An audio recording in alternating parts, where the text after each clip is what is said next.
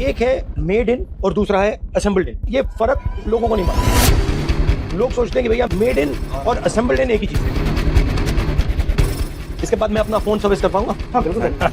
तो आप basically detective हो। डिटेक्टिव का काम करते हो कि भैया कौन बदमाशी कर रही है, सामने ही खड़ा है, बड़ी बदमाश नहीं है, वो कोई और है। कुछ भी लेना हो सीधा चाइना जाना, हमें स्क्रीन चाहिए या फिर कुछ भी स्क्रू भी चाहिए, वो भी इंडिया नहीं बना पा रहा है, तो वो भी हमें भारतीय परचेज करने पड़ रहे हैं। China is the world's electric market. There is no other electronic market anywhere.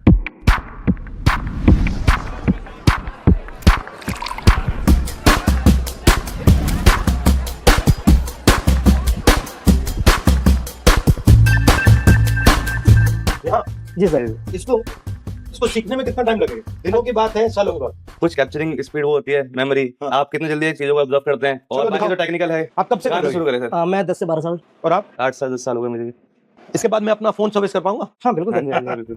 इतना सरप्राइजिंग था कि इतने बड़े कोई हस्ती हमारे पास आए, हमारे साथ यहाँ बैठे। इसमें ये जो कंपोनेंट्स आते हैं, ये इंडिया के कितने हैं और चाइना के कितने हैं? जैसे ये तो यहाँ बन सकता है बहुत आसानी से, हाँ, बट ये कहाँ बना है?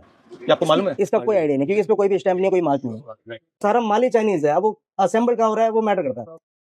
ये बैटरी पार्ट है, ये भी चाइनीज है। हाँ। तो बेसिकली मेन गेम है, चाइना सारे कंपोनेंट्स बना रहा है, असेंबली करनी है। आप चाइनीज कंपोनेंट लेके कहीं भी असेंबली कर दो, उस पे अपना ठप्पा लगा दो, हो जाएगा। बिल्कुल। ये सारे जो ब्रांड्स है, ये जो आते हैं प्रोकेयर एग्जाम, ये सब चाइनीज है, जापानीज है। सब मैन्युफैक्चरिंग जो सेल्स हो रहे हैं वो सब चाइना जापान में हो रहे हैं। तो अगर आपके पास फाइनेंस होता, हाँ, और कंपोनेंट्स तो आप खरीद सकते, तो आप ये पूरा का पूरा फोन आसानी से बना सकते हैं, अगर आपके पास बैंक का फाइनेंस होता। बैंक का फाइनेंस भी चाहिए और साथ में टीम भी चाहिए। हाँ, बट टीम तो आपकी है यहाँ पे, नहीं उसके लिए मशीनरी भी चाहिए होगी, असेंबली की मशीनरी, बट बैंक का फाइनेंस होगा तो प्रोडक्ट आ जाएंगे, इजीली हो जाएगा। इसको असेंबल करना इतनी मुश्किल चीज नहीं है। नहीं, वो तो इजीली है। असेंबल करना मुश्किल है, मैन्युफैक्चर करना टफ है, जिसके लिए एक मतलब प्रॉपर टेक्निक चाहिए होती है। जो पार्ट्स हाँ, बन रहे हैं वो कॉम्प्लिकेटेड है, मगर पार्ट्स को जोड़ना बहुत ईजी है हमारे easy है। तो इसमें दो आइडिया है ना, एक है मेड इन और दूसरा है असेंबल्ड इन। हाँ, असेंबल्ड इन मतलब छोड़ दिया। स्पेयर पार्ट आपके पास है, आप कहीं से भी अपने सोर्सेज से लेके आ रहे हैं, और वो अब मैं असेंबली कर सकते हैं। जैसे गाड़ी के सारे पार्ट्स आए, आपने खरीदे और आपने ठक ठक ठक ठक ठक जोड़ दिए। दूसरा है कि भैया गाड़ी के सारे पार्ट्स बनाए और फिर जोड़े। बट ये कॉन्सेप्ट, ये फर्क लोगों को नहीं मालूम। लोग सोचते हैं कि भैया मेड इन और असेंबल्ड इन एक ही चीज है, बट बिल्कुल अलग चीज है, बहुत अलग। और फ्रेंकली अगर हम कहें, रोजगार मेड इन से बनता है, रोजगार असेंबल्ड इन से नहीं बनता। जो मेड इन है वो मैन्युफैक्चरिंग है, और जो असेंबल्ड इन है वो ट्रेडिंग हो रही है, कि मैंने माल लिया, उसको जोड़ा और फिर बेचा, और मैंने उसका मार्जिन खाया।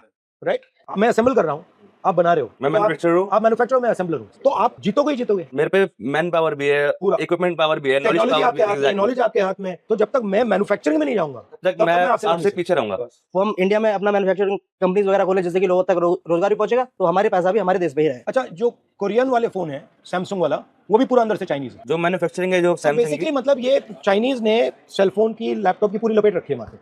चाइना ने पूरा उनके पास कर रखा है, पूरा का पूरा कंट्रोल ही उनके पास है ना। कुछ भी लेना हो सीधा चाइना जाना, हमें स्क्रीन चाहिए या फिर कुछ भी स्क्रू भी चाहिए, वो भी इंडिया नहीं बना पा रहा है, तो वो भी हमें भारतीय परचेज करने पड़ रहे हैं। लेकिन अगर ये इंडिया में अगर ये बनने लगे तो फिर बहुत फायदा होगा, क्योंकि रोजगार बहुत ज्यादा बढ़ जाएगा। China is the world's electric market. There is no other electronic market anywhere. Assemble as many iPhones as you want. All you're doing is you're giving money to the big oligopolists of India.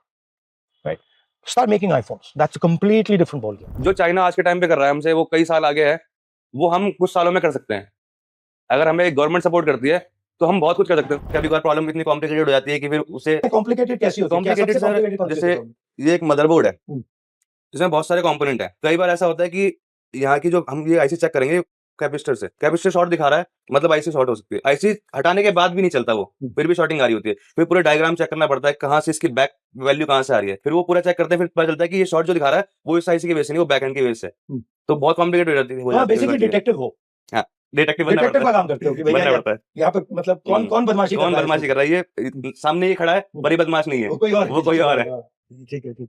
In order to make every single one of those parts, whether it's the motherboard, whether it's the small pieces, you need a certain level of machining, a certain level of quality, a certain level of understanding of tolerances of working with small components. That is learned skill. That is not something that you can just get in 2 minutes. Until you start respecting the idea of physical labor, the man who's doing that work. But we have no respect for, that guy on the street who's sitting there selling his stuff hours and hours and hours and hours, and he's working as hard as anybody else. So that's to me the idea. And at the center of it, and people don't like it when I say it, at the center of it is the idea of caste. we need to make this transparent. We need to show exactly how Indian society distributes power, exactly how Indian society distributes respect. इस रास्ते पे आप आए, मतलब पहली आपकी thought क्या थी? यहाँ कैसे आया? पूरी कहानी बताओ। मेरे जो बड़े भाई हैं वो भी इसी लाइन से हैं। मैं अपने भाई को देख के, मेरे भाई मोबाइल रिपेयर करते थे पहले, तो वो घर पे फोन लेके आते थे, तो मैं देखता था भाई के बैग में, मैं जाकर करता था कि भाई को भी दिखा कि इंटरेस्टेड है ये इन चीजों में, तो उसी चीज में फिर मुझे भी भाई ले आए। तो यहाँ पर भाई के साथ है कि प्रैक्टिकली सीखा है मैंने। और आप कैसे इंटरेस्ट हुआ इसमें? जो भाई ने बताया लगभग सेम ही है। इनको बांध कर रखा हुआ है, बैंक का फाइनेंस नहीं है, इनको कोई सपोर्ट नहीं है, और तब भी ये इतना अच्छा काम कर रहे हैं। और अगर इनको हमने थोड़ी सी भी सपोर्ट दे दी, थोड़ी सी भी यहाँ पे मैन्युफैक्चरिंग शुरू कर दी, एक्चुअल सच्चा मेक इन इंडिया शुरू कर दिया, तो ये आसमान तक पहुंच जाएंगे। इनमें कोई कमी नहीं है। Brilliant, capable young guys, just not being utilised. India की जो एनर्जी है उसे यूटिलाइज नहीं किया जा रहा है, यही। और कस्टमर तंग करते हैं, बहुत कस्टमर मतलब क्या कहते हैं? कई बार ऐसा भी हुआ है, कस्टमर बोल रहे भैया लैपटॉप ऑन नहीं हो रहा है, डेड है, आप चेक कर लो। चार्जर लगाया मैंने, ऑन करा, ऑन हो गया। कस्टमर कह रहा भैया मेरे तो लैपटॉप डेड था। मैंने कहा भैया आपके सामने। फिर कहते हैं कि डॉक्टर के हाथ में आते ही मरीज सारा ठीक हो जाता है। तो वो चीजें होती हैं। देखिए, छोटी सी दुकान में शिवम और सैफ दोनों एक साथ काम कर रहे हैं। अनलिमिटेड पोटेंशियल है, दोस्त हैं, यही है इंडिया का फ्यूचर। जहाँ पर हम लोग बैठे हैं, हम लोग बस वही एक दो कस्टमर आता है रोज डेली, हम उससे काम करते हैं, बस इतना ही हमारी जिंदगी लिमिटेड रह गई है। अब सर आए, सर ने थोड़ा विजन दिखाया, हमें चीजें पूछी, मैन्युफैक्चरिंग पूछी, तो लगता है कि हाँ, अगर कुछ मिला फंड या फिर सपोर्ट मिला तो हम इससे बड़ा बहुत कुछ कर सकते हैं। बहुत अच्छा लगा सर, हमने एक्सपेक्टेड नहीं था। नहीं, मैं देखना चाह रहा था आप कर क्या रहे हो, कैसे कर रहे हो। काफी इंटरेस्टिंग है, अच्छा लगा। Thank you. Thank you.